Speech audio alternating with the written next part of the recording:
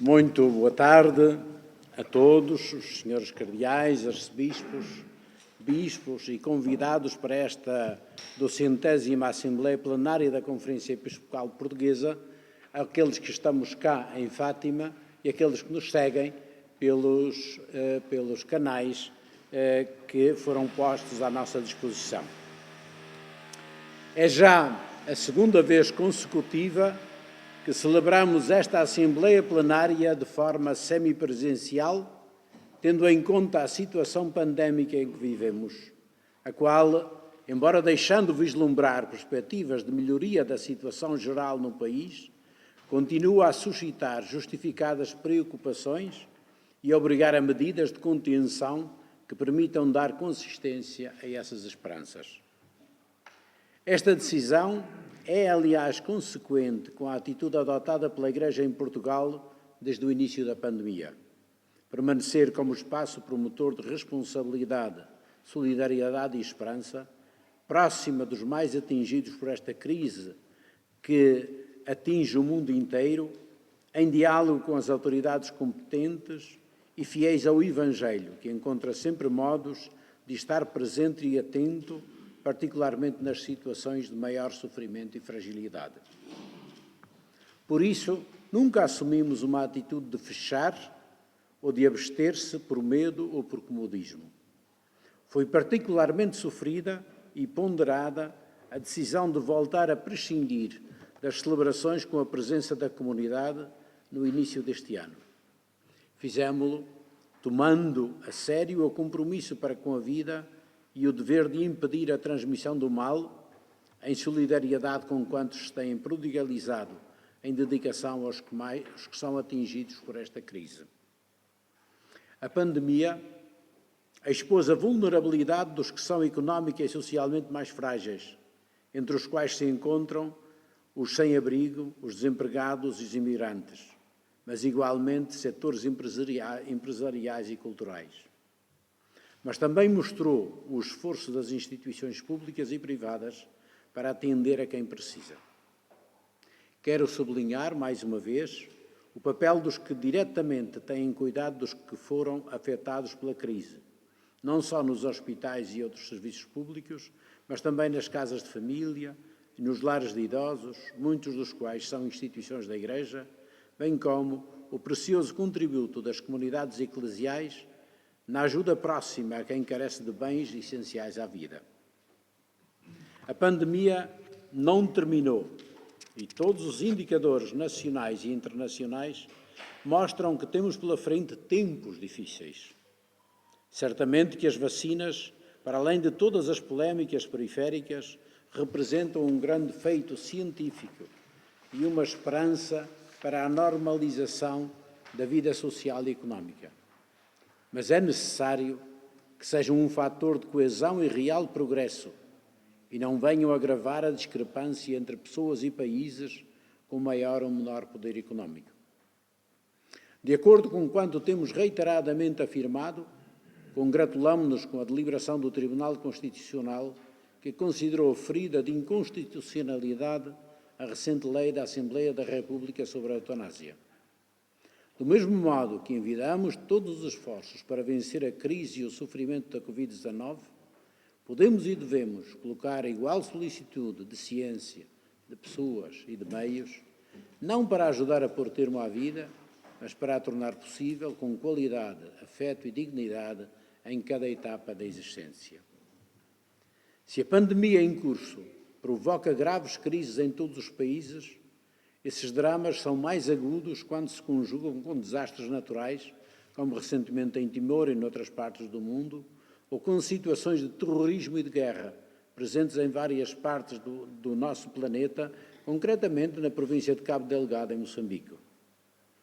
Temos acompanhado muito de perto esta última situação, também contribuindo com a ajuda das nossas dioceses e outras instituições para minorar os efeitos dramáticos da crise humanitária.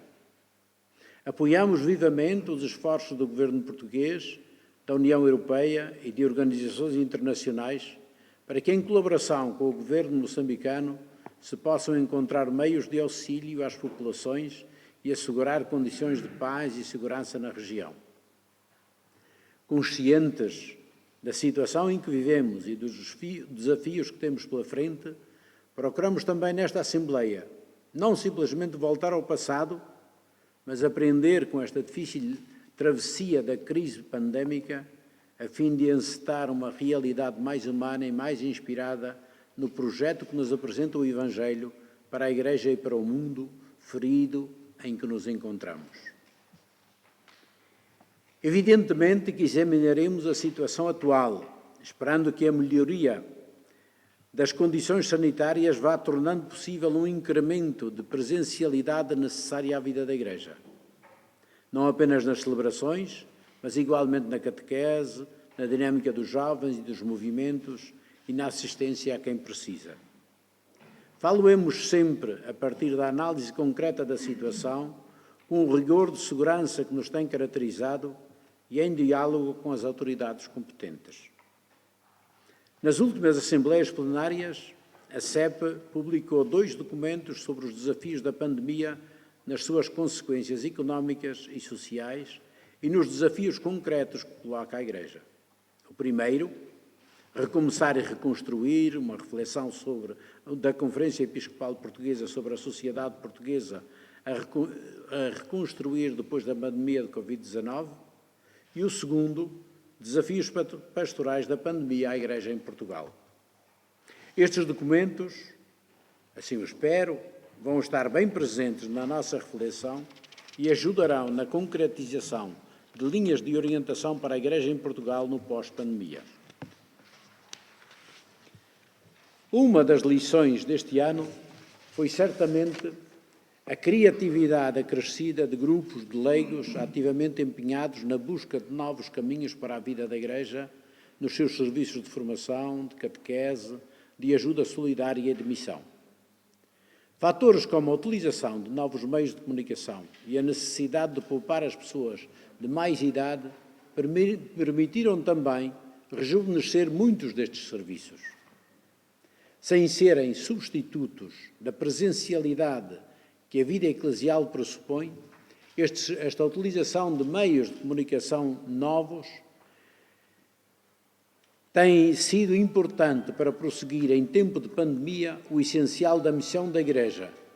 que é de ser presença de Deus na vida das pessoas e da sociedade, a partir da sua palavra, dos laços de comunhão,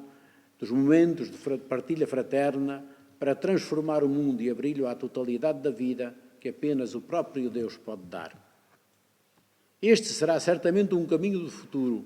com maior articulação e corresponsabilidade entre os serviços e movimentos laicais e os responsáveis ordenados, os diáconos, os padres e os bispos. Vão nesse sentido de renovação 2 documentos que, a par de outros assuntos, serão discutidos nesta Assembleia.